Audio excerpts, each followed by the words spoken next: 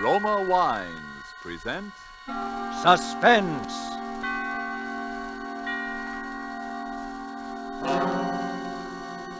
Roma Wines, made in California for enjoyment throughout the world.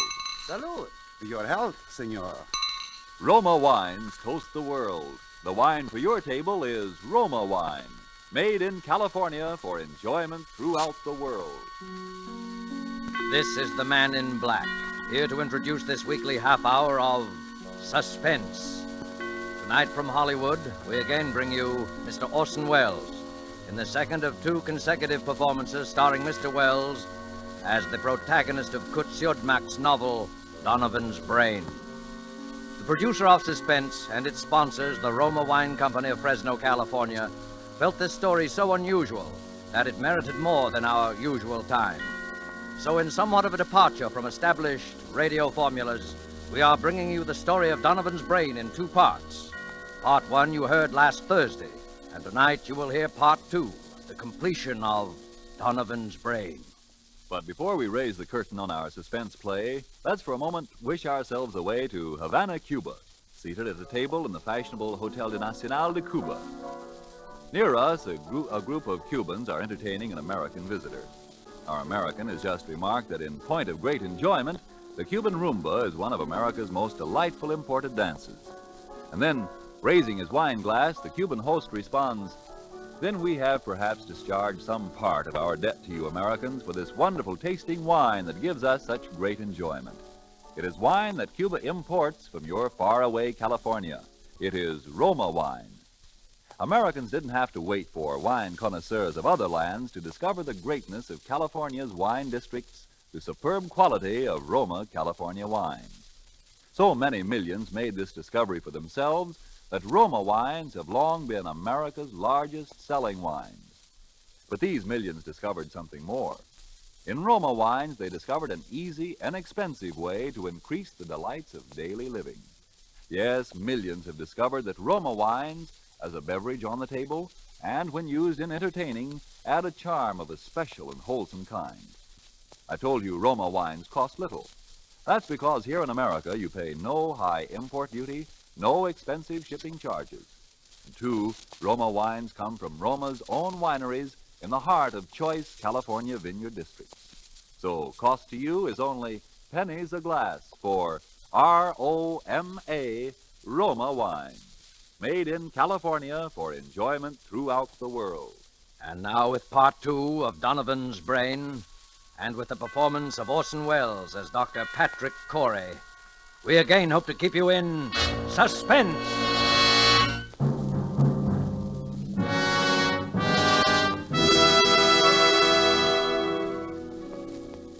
As I sit now outside my laboratory door writing, under the heading Experiment 87, this final entry in my casebook, I know that these are the last words I shall ever write upon this earth.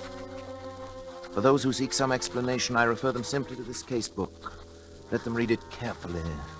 Perhaps they may then in some measure understand, if not condone, the awful circumstances under which I have been driven to the most appalling crime against God and nature that it has ever been the fate of mortal man to perpetrate.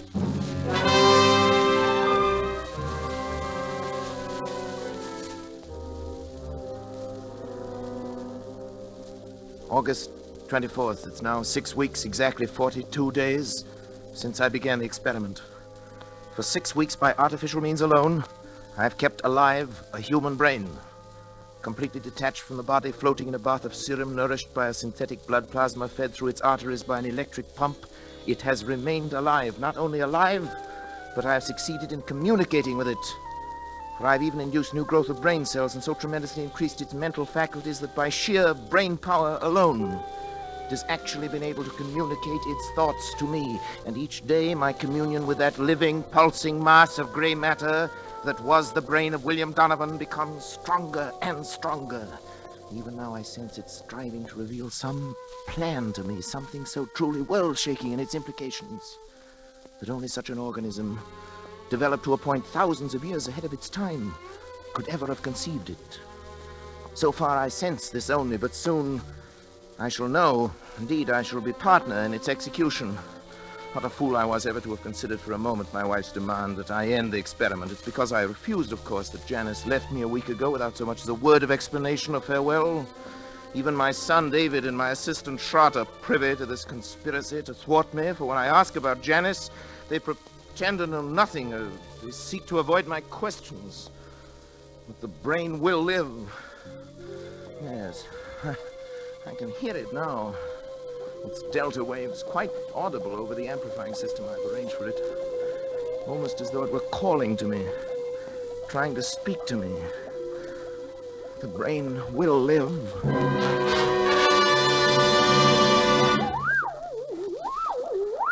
Donovan? What is it? What are you trying to tell me? Go on, Donovan. I'm listening. Go on. Go on. Go.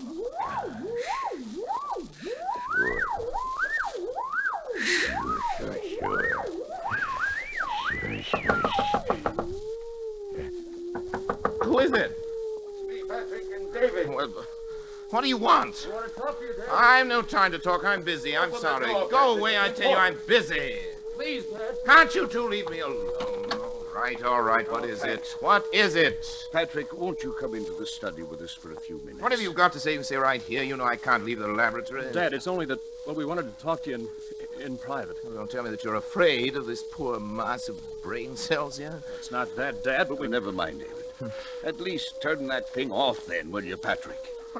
What difference would it make? It could still hear, couldn't it?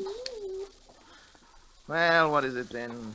Well, it's about Mother. So, she put you up to this, did she? I thought the truth would come out sometime. Dad, listen. She's tried to stop this experiment from the beginning. She thought she could blackmail me into quitting by leaving me, and she still does. And now she's using you as a go-between. Now, it's Patrick, true, isn't it? listen a I've minute, heard won't enough. you? We haven't heard a word from Janice. We don't even know where she is. That's what we've come to talk to you about. Oh, have you? Well, how could I know where she is? Well, because you were the last person seen with her, Dad. I was. Don't you remember, Patrick? You took her into town with you. You wouldn't tell any of us why. Yes, of course, the moment I've forgotten, but what of it? Well, don't you remember what happened then? Of course I remember. She left me, that's all. Where, Dad? Where did she leave you? Well, What were you doing? I don't know. We were in some big public building, City Hall, courthouse, taxis or something. Next thing I knew, she'd simply disappeared. Is that all? Didn't Yes. she say anything? Didn't she at least tell you why she was going? No, I remember what she said. It's been a week or more. I've hardly slept. You know, I've been working night and day. Yes, that's just it, What do you Patrick. mean by that? Patrick, you say this. The brain communicates with you, tells you yes. things about his past life, suggests thoughts. Yes, Well, if the yes. brain can make you think of things, mightn't it also be able to make you forget things? You're out of your mind. Dad, are you sure? Are you sure you don't know what's happened to Mother? No, I tell you, no, I But don't Patrick, know. don't you see what you might have done? What? In heaven's name, stop now while there's still time. Get out of here. While there's still time to help Janice, if there is. While there's still time to help yourself. Shut off the current. Let Get the brain out. die. Kill it, Patrick. Kill it. Get out, both of you. Get out. Get out.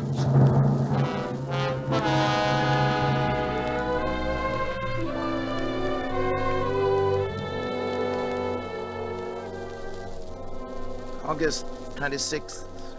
The brain continues to communicate thought fragments more and more easily, but nothing further on what I've come to think of as the plan.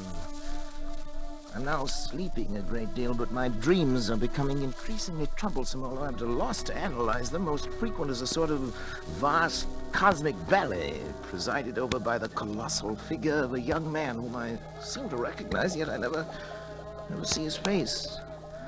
It's as though the entire population of the Earth were moving past him in review at his command.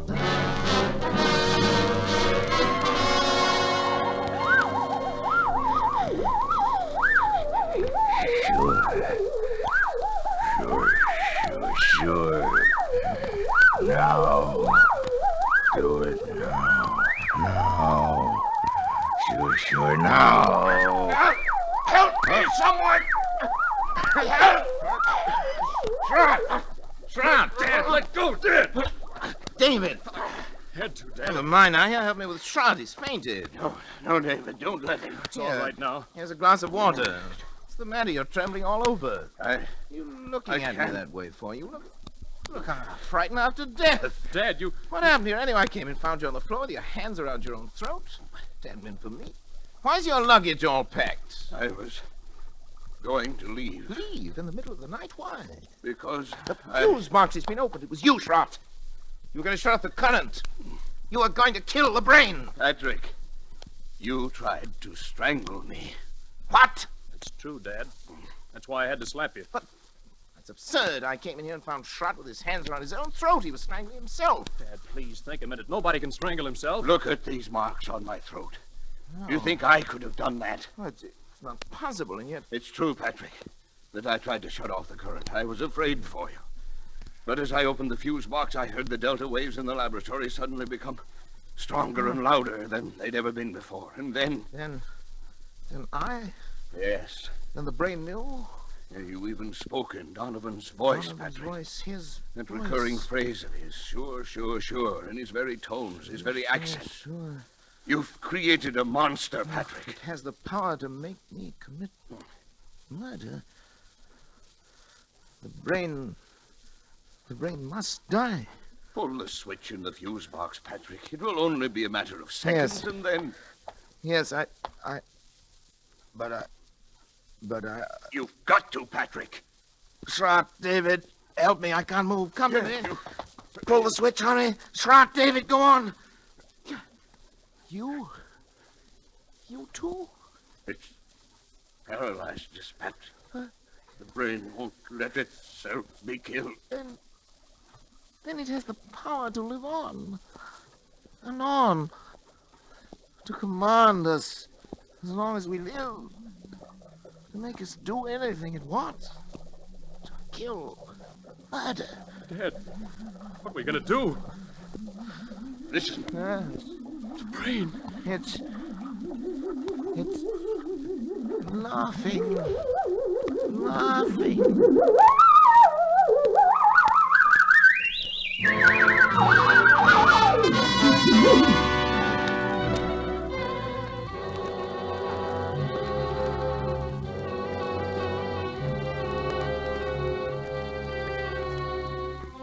September 7th. Schrott has left. He had to, of course, for his own protection, if nothing else. Before he left, he swore to eternal secrecy and was going to try to find Janice. The very thought that any harm might come to her through me is enough to drive me almost mad. As for David, although he's strong enough to prevent any untoward accidents, I don't know. He's volunteered to stay with me. He'll sleep at night behind locked doors. We must devote every faculty we possess together and independently to finding a way of destroying the brain. Perhaps while it sleeps. Although it seems to have developed tremendous powers of the subconscious, which operate even in sleep. The recurring dream, the now oppressive sense of some further task to be performed, continues. If Janice were only here, even her presence, I know, would help immeasurably to combat this fearful thing. Terrible thought crosses my mind.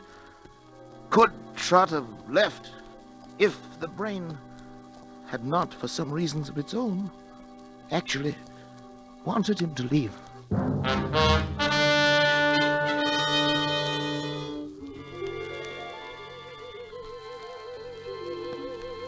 September 10th.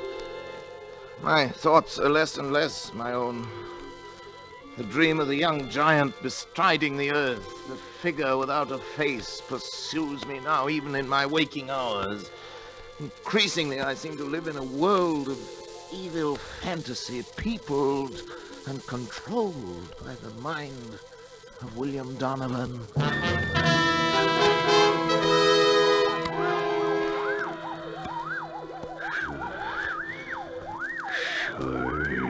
Sure. It's not much time, but time enough. Time enough. Sure. Time enough. Sure. Hello? Who is it? Patrick? Oh, Janice. Janice, my darling. Janice. Hello. My Patrick. Sweetheart. How are you, Patrick? Oh, I'm well enough. But Janice, where have you been? Janice, why did you leave me that day? Why didn't you at least tell me? Where did you go, darling? I was with friends. Well, did Trot tell you anything? No, nothing special. Well, Janice, I know I haven't been a very good husband these last months. I haven't been very kind or very considerate or even civilized. I haven't been myself, Janice. I know, Patrick. My poor If darling. you'd only known how I missed you after you left, how I needed you. I need your help, Janice. I know, Terribly. Patrick. Terribly. I came back to help you. But But what? where's David? He's asleep in the next room. That is, lately he's tried to make it a point to sleep only when I didn't. I'm trying to keep an eye on things. Patrick, I'm going to help you. Oh, darling. All I can. Any way I can. But first, I want to take David away. David, why? Because I don't think it's good for him to be here. No? I don't think that you... Patrick, I don't want to torment you. It's only that perhaps we can find a way if we know all the facts. What, Janice? Don't you know, really, where I was? No, how could I? Don't you remember where you took me? Where? I took you? You took me to a psychiatric clinic. clinic? You had me committed to a madhouse. No, it's Janice. No, that... Not you. Donovan. Donovan. It was because I tried to make you stop the experiment. Yes. Kill the brain. As you left me there, you even spoke in Donovan's voice. Sure, you said. Sure. I thought they were the last words I would ever hear you speak. Oh, Janice, forgive me. Forgive me, baby. I couldn't persuade anyone. I was sane. Oh, sweet. After what you told them. Everything I said only made them think I was mad. I'm not mad. Am I, Patrick? I'm not mad. Am I?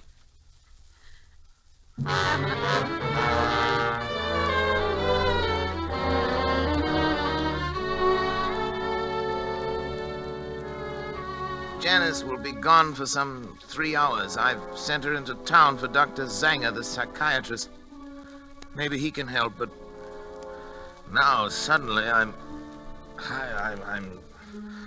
overcome with the thought of the humiliation I shall have to suffer when other medical men become aware of the position I'm in. It'll be the end of my career and my reputation, all my hopes. Folly to think that Zanger would keep it to himself. Indeed, he'd have no right to. I can bear it if I must, but another way, a possibility occurs to me, and I've been thinking it over. There's no harm in trying it in any event. I must try. I have 3 hours.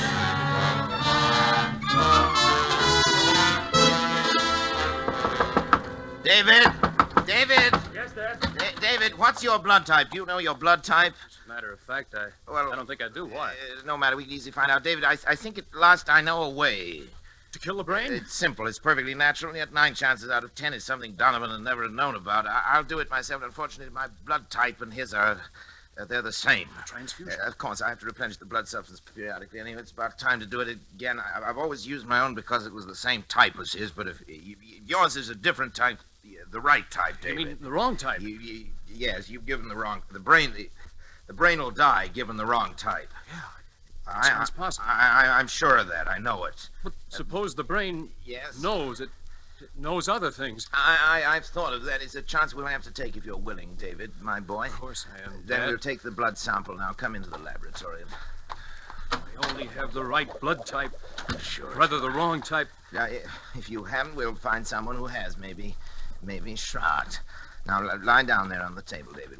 We want a tourniquet on your arm here. I'll A put it small on. syringe will do it. Go ahead, I'm ready. David, don't watch me. It'll be easier if you don't. For me.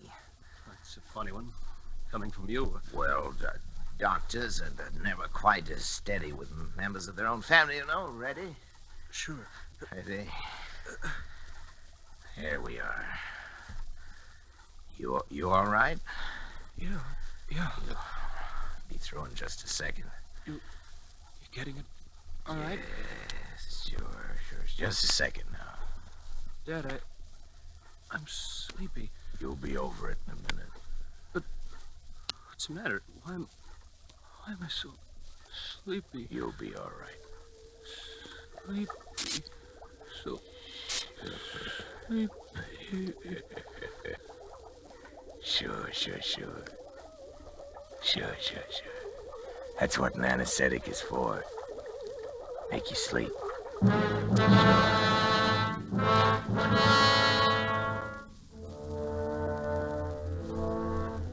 I was somewhat surprised to find the instruments sterilized, already laid out, but I worked more rapidly and skillfully than ever before in my life, I think. I made an incision just below the hairline, laying back the scalp as far as the base of the skull. I trepanned the cranium at 2-centimeter intervals, working back and downwards to the upper edge of the occipital bone. With the Geely saw, I cut through the connecting bone structure and removed the entire top of the cranium, placing it in saline solution to preserve it. I made a semicircular incision in the dura mater, laying it to one side, exposing the brain. As I dissected out the facial, auditory, and pneumogastric nerves to free the medulla oblongata, I became conscious of an insistent clamoring, something like a mounting hysteria in the distant reaches of my mind. Almost as strong as the irresistible compulsion that drove me on. But my hand did not falter.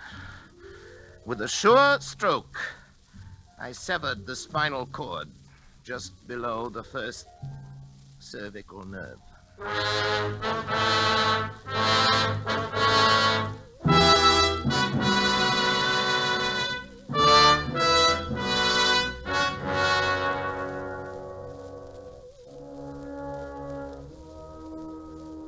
As I make this last entry with that awful guilt upon my soul, even now I cannot fully comprehend how it has been possible for any man, by mortal or immortal means, to be driven to such a crime. Even the divinity himself did not demand of Abraham that final sacrifice of expiation, when he, with his only begotten son, ascended the Mount of Olives. Perhaps Schrott is right. Perhaps there is indeed in man some spark of the divine that will elude our test tubes and our laboratories until the end of time. Perhaps that is the one thing that even Donovan did not foresee. I only know that at the instant my son died under my own hand, I was set free. At that instant, I saw and understood for the first time that monstrous plan born in the brain of William Donovan, of which I was to be the instrument. It was the plan I had glimpsed but never grasped in the recurring dream. Donovan did aspire to the domination of the world. And with those tremendous mental faculties that I myself had given him, it was literally within his power to become the absolute ruler of all mankind. Only one thing was lacking, a young, strong body into which those ever-growing brain cells could graft and affix themselves to live on, and on perhaps for centuries. He chose the body of my son, and now, my son, at last too late. I am free to destroy this foul thing of my creation. I know it as surely as I know that my own life must be forfeit. And the brain also knows. I can hear the disturbed, erratic oscillations of the delta waves coming through the laboratory door. But there's no room left in me now for fear. I shall take the 6 steps from the desk where I'm writing this across to the laboratory door. How often I've taken them in happier times. I shall open the door, close it behind me for the last time, and write finis to the mortal life of Patrick Arthur Corey and the brain of William Horace Donovan. May others learn from the record I leave here the lessons I have learned so bitterly and profit by them. And for the things that I have done, may God have mercy on my soul.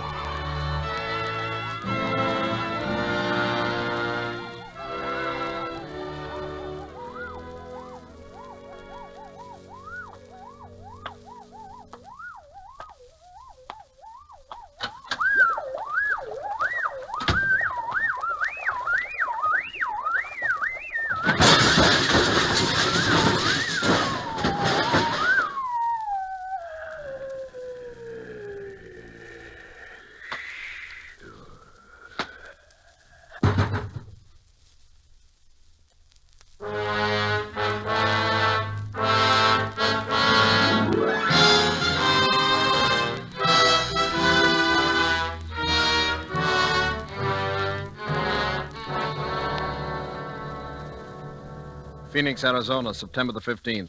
The bodies of Dr. Patrick Arthur Corey and his son David were found in Dr. Corey's own laboratory early today. Young Corey had apparently died on the operating table as a result of a delicate brain operation performed by his father. In the case of Dr. Corey, medical authorities gave as their opinion that he might have died of shock as a result of the unsuccessful operation on his son. A curious feature of the case was the fact that numerous pieces of tissue identified as being from a human brain were found scattered about the laboratory floor, while a larger section of brain was found in the midst of an elaborate apparatus, evidently part of a scientific experiment. Medical authorities stated, however, that they were unable to explain the nature of the apparatus and that the brain itself was in such a state of decomposition as to indicate that it had been dead and slowly decaying for at least 3 months. Dr. Corey is survived by his wife, Janice. She was committed to the County Asylum for the Insane late this afternoon. Burial of Dr. Corey will be at the Mount of Olives Cemetery.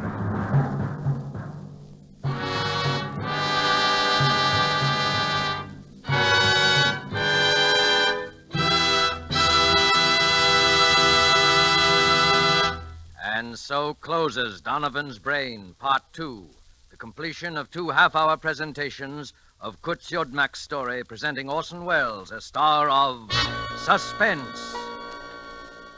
Suspense is produced and directed by William Spear. Did you know that these Roma Wine suspense dramas are setting a record for the millions of delighted listeners they are attracting? We want you to feel that by tuning in the Suspense program every week, you can count on real radio enjoyment. Well, in even more dramatic style, the popularity of Roma wines is also record-breaking, because Roma wines are by far America's largest selling wines. Millions make sure of great wine enjoyment simply by asking for Roma wines. Here's something else these millions have discovered. You don't need fancy glassware or a special occasion to enjoy these zestful, taste-delighting Roma California wines. Roma wines possess lip-smacking flavor and zest because they come from Roma Wine's own wineries, right in the heart of the magnificent California wine grape districts. And you can enjoy them as a daily delight, because the cost is only pennies a glass. Ask for R-O-M-A, Roma Wines, made in California for enjoyment throughout the world. This is Orson Welles. Next week, Mr. William Spear tells me, and he'd like me to pass the information on to you, that Suspense will bring 2 exceptionally fine artists, Miss Ida Lupino and Mr. Vincent Price, in a play by one of radio's outstanding authors, Lucille Fletcher. I want to hear that, and I know you will, too. Money invested in war bonds now helps ensure a healthy, prosperous post-war America, the kind of America we will want for our children as well as ourselves. Don't forget, then, next Thursday you will hear Ida Lupino and Vincent Price in Suspense. Presented by Roma Wines, R-O-M-A, made in California for enjoyment throughout the world. This is CBS, the Columbia Broadcasting System.